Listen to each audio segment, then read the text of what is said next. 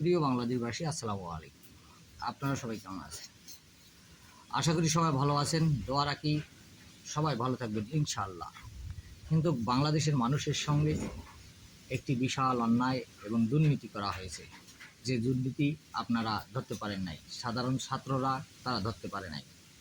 কিছু মানুষ পরিকল্পনা করে আজকে এই রাজনীতি বাংলাদেশে করতেছেন। সেই রাজনীতি হচ্ছে যে বর্তমান যে রাজনীতি চলতেছে, আপনারা সবাই বোমা হামলা ছবি দেখবেন। আমাদের বাংলাদেশের চলচ্চিত্র ছবি বোমা হামলা রাজনীতি, বোমা হামলাতে যা আছে, বোমা হামলা ছবিতে যা আছে সেই রাজনীতিগুলো করা হচ্ছে। আমি বারবার বলেছি যে ছবি থেকে রাজনীতি করা হচ্ছে। এই রাজনীতি কী করলো? এই বোমা হামলা ছবিতে আপনারা দেখবেন যে ডিপজল যে পাঠ করেছেন, ডিপজল যে পাঠ করেছেন, সেই পাঠ বর্তমান করতেছেন সমন্বয়কের দুজন, আর হচ্ছে আপনার ডক্টর ইউনূস, আর হচ্ছে তারেক রহমান।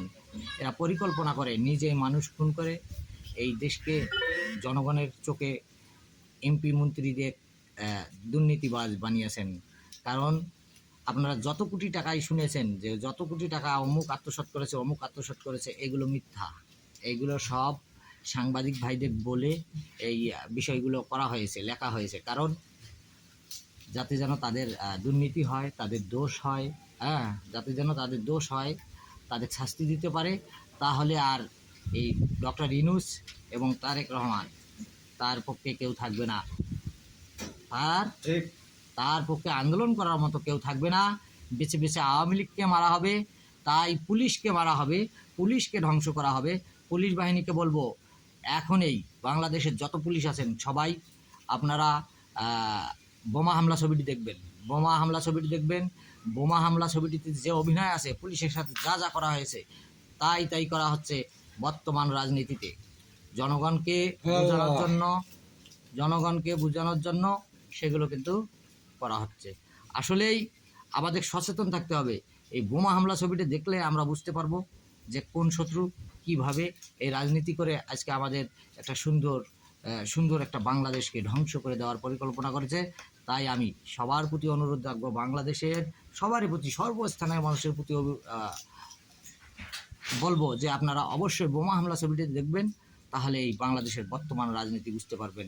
এই ছাত্র আন্দোলন, এই আন্দোলন, ওই আন্দোলন, সব আন্দোলন এই বোমা হামলা থেকে নিয়ে করা হয়েছে। এই বোমা হামলা ছবি থেকে বানা হয়েছে আজকের রাজনীতি। এই বাংলাদেশের রাজনীতি বোমা হামলা ছবি থেকেই কিন্তু করা হয়েছে। তাই আমি অনুরোধ করব আপনারা সবাই ছবিটি দেখবেন এবং সতর্ক হবেন। পুলিশ বাহিনী দ্রুত, র্যাব বাহিনী, সেনাবাহিনী, আপনারা দ্রুত বর্তমান উপদেষ্টা কমিটিকে গ্রেপ্তার করবেন। কারণ এই ছবিটিতে যে মান্না ভাই যে অভিনয় করেছেন, সেই মান্না ভাই কিন্তু অবশ্যই আপনাদের কাছে পৌঁছে যাবেন অতি দ্রুত।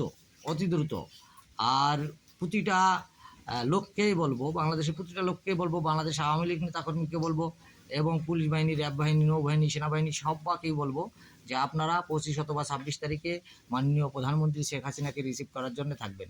কারণ আমরা এই দুর্নীতিগুলো ধরে ফেলেছি। আর যে অভিনয়গুলো চলছে সেগুলো আপনাদের বোঝার জন্য, দেখার জন্য বললাম যে আপনারা বোমা হামলা ছবি দেখেন। তাহলে বুঝতে পারবেন যে আজকে বাংলাদেশের যে আন্দোলনটি, এই আন্দোলনটি কোথায় থেকে এলো। এই বোমা হামলা ছবি থেকে এসেছে। সেই আন্দোলন করতেছেন তারেক রহমান এবং ডক্টর ইউনূস। তাদের সিদ্ধান্তে কয়েকজন সমন্বয়কের দেখেছেন যারা উপদেষ্টায় আছেন, তারা সবাই আসলে ছাত্র প্রথমে বুঝতে পারে নাই, তাদের ব্যবহার করা হয়েছে। পরবর্তীতে বুঝেছেন করার কিছু নাই, তারা করতে আসে, কিন্তু করা যাবে না। তাই তারা অপরাধী। বাংলাদেশের জনগণের চোখে ধুলা দেওয়া, দুর্নীতি করা এবং দেশকে ক্ষতি করা, দেশের মানুষকে মারা, নিজের অভিনয়ে ছাত্রদের খুন করে সরকারের প্রতি চাপিয়ে দেওয়া, এই বিশাল ব্যাপার। আসলে আপনারা ওই ছবিটা দেখুন এবং শেখ হাসিনাকে ফিরিয়ে আনার জন্য প্রস্তুত থাকুন। আগামী দিনে পুলিশ বাহিনী, র্যাব বাহিনী, সেনাবাহিনী যদি আপনারা কথা না শোনেন, আপনারা যদি সরকারের প্রতি আগ্রহী না থাকেন, আপনারা যদি এই বোমা হামলা ছবি দেখার পরেও আপনারা যদি না বোঝেন যে আপনাদের প্রতি কী অন্যায় অবিচার করা হচ্ছে, তাহলে পরবর্তীতে কেউ দায়ী থাকবে না। আর দ্বিতীয়ত, তার পুলিশ বাহিনী, র্যাব বাহিনীর ওপরও অ্যাকশন গ্রহণ করা হবে। কারণ বর্তমান রাজনীতি বুঝতে হবে। আপনারা দেশের সম্পদ, দেশকে রক্ষা করবেন, দেশের মানুষকে রক্ষা করবেন। তো আপনারাই যদি না জানেন, আপনারাই যদি দুর্বল হয়ে পড়েন, সেক্ষেত্রে দেশের মানুষ কোথায় যাবে? তাই আমরা কিন্তু অবশ্যই তাদের প্রতি অ্যাকশন নিতে বাধ্য থাকিব। তাই আমি বলি, আপনারা দ্রুত এই উপদেষ্টা কমিটিকে অ্যারেস্ট করুন এবং রিমান্ডে নিলে আমি আসবো। রিমান্ডে নিলে তারা সঠিক কথাগুলো বলে দেবে, কিভাবে এই রাজনীতি, আজকের বাংলাদেশের রাজনীতি করা হয়েছে, কিভাবে জনগণের চোখে ধুলে দেওয়া হয়েছে, কিভাবে বাংলাদেশের আইন বিভাগগুলোকে দুর্বল করা হয়েছে। এইগুলোর ভেতর আর কে আছে অবশ্যই আমাদের জানা উচিত।